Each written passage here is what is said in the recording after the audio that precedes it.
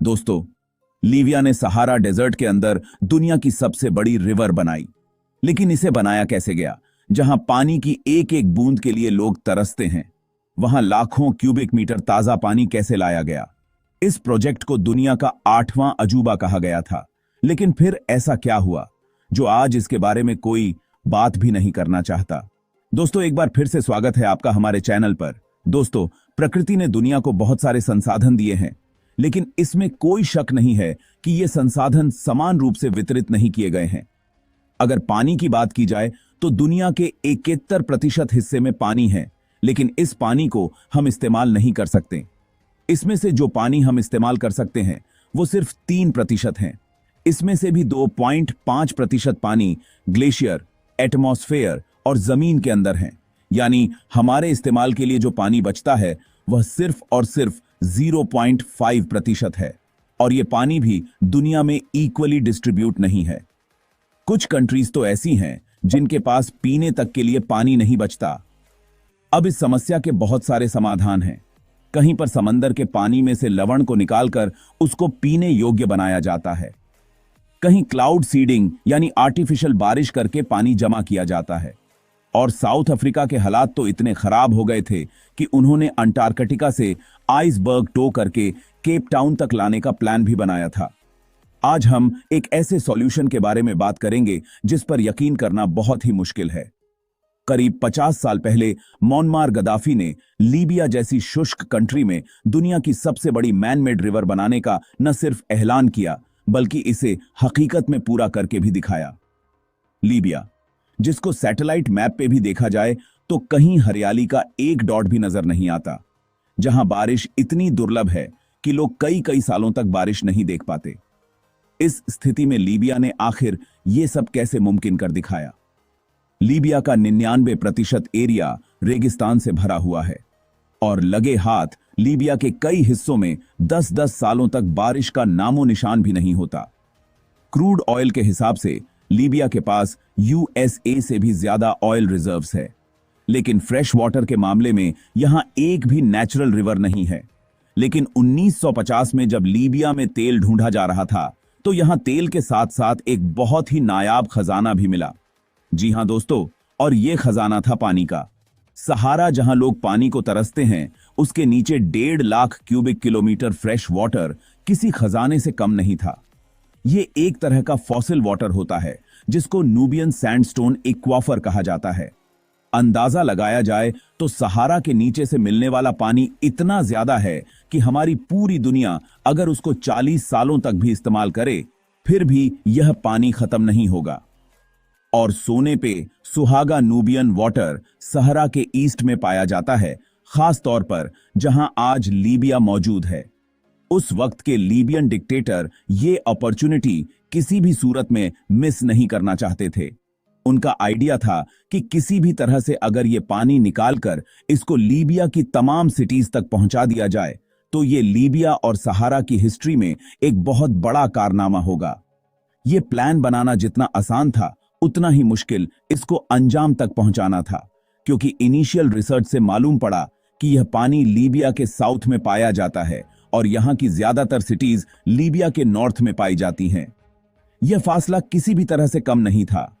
खास तौर पर एक आर्टिफिशियल रिवर बनाने के लिए एस्टिमेट लगवाया गया तो मालूम पड़ा कि हर सिटी तक पानी पहुंचाने के लिए इनको 2820 किलोमीटर लंबी रिवर खोदनी पड़ेगी। यह फासला इतना ही है जितना दिल्ली से मुंबई। मोअम्मार गद्दाफी को जब ये एस्टिमेट बताए गए तो उन्होंने हिम्मत नहीं हारी। पर एक और समस्या आ खड़ी हुई। सहरा की कड़कती गर्मी में जहां पानी तुरंत भाप बनकर उड़ जाता है, वहां इतनी लंबी ओपन रिवर का मतलब था कि शहरों तक पहुंचने से पहले ही आधे से ज्यादा पानी भाप बनकर उड़ जाएगा। अब इस समस्या से निपटने का मतलब था कि 2820 किलोमीटर लंबी रिवर को अंडरग्राउंड करना होगा। इस काम के लिए बड़े बड़े पाइप्स की जरूरत थी। एक एक पाइप 13 फुट मोटा और उसका वजन 80 टन, और ऐसे 5 लाख पाइप्स बनाए जाएंगे, तब जाकर 2800 किलोमीटर लंबी रिवर बन पाएगी। इतने ज्यादा पाइप्स बनाने के लिए लीबिया में ही कई फैक्ट्रीज बनाई गईं, जिनमें ये खास पाइप तैयार जाने लगे। ये कंक्रीट और स्टील से बने पाइप थे। एक एक पाइप में 8 किलोमीटर स्टील वायर्स इस्तेमाल की गई थी।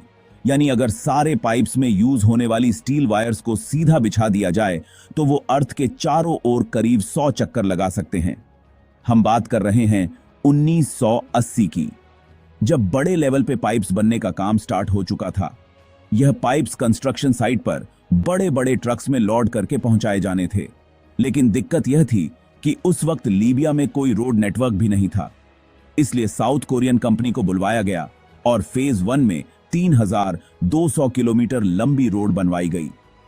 उसके बाद खुदाई का काम स्टार्ट किया गया क्योंकि पाइप्स को जमीन के 20 फीट अंदर तक जाना था। इस पूरे प्रोजेक्ट में करीब 3 अरब क्यूबिक फीट रेत और पत्थर खोदे गए थे। यहां तक जितना भी काम हुआ था वो इस मेगा प्रोजेक्ट का फेज 1 था, जिसमें $5 बिलियन खर्च किए गए। इसके बाद 1989 में फेज 2 पे काम शुरू किया गया।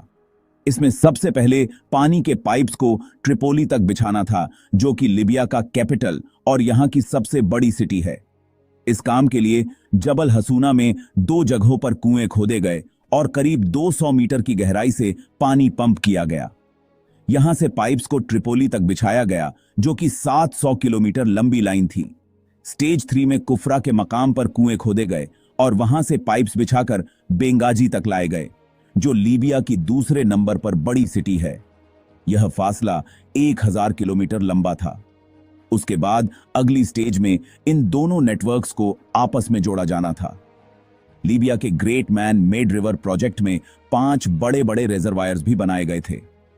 यह रिजर्वायर्स एक्सेस पानी को स्टोर करने का काम करते थे। इन रिजर्वायर्स का डायामीटर 1 किलोमीटर रखा गया था, जो आज भी मौजूद है।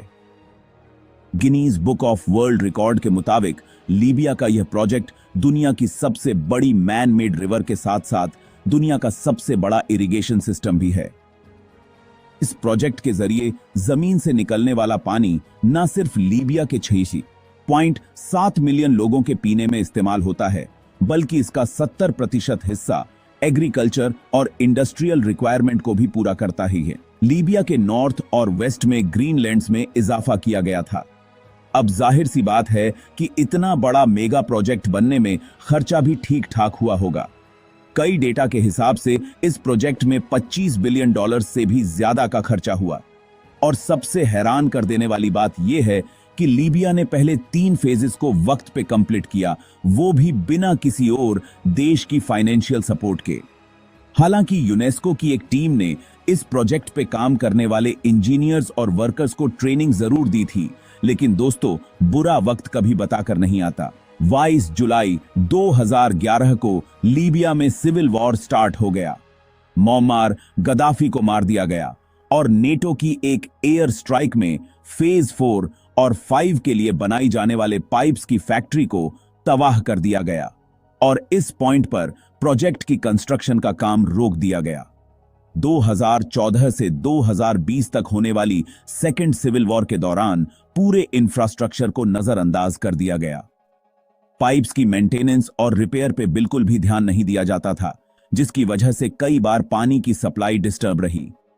10 अप्रैल 2020 को लीबियन कैपिटल ट्रिपोली तक पानी पहुंचाने वाले स्टेशन पे चंद मिलिटेंट्स ने कब्जा करके उसको बंद कर दिया।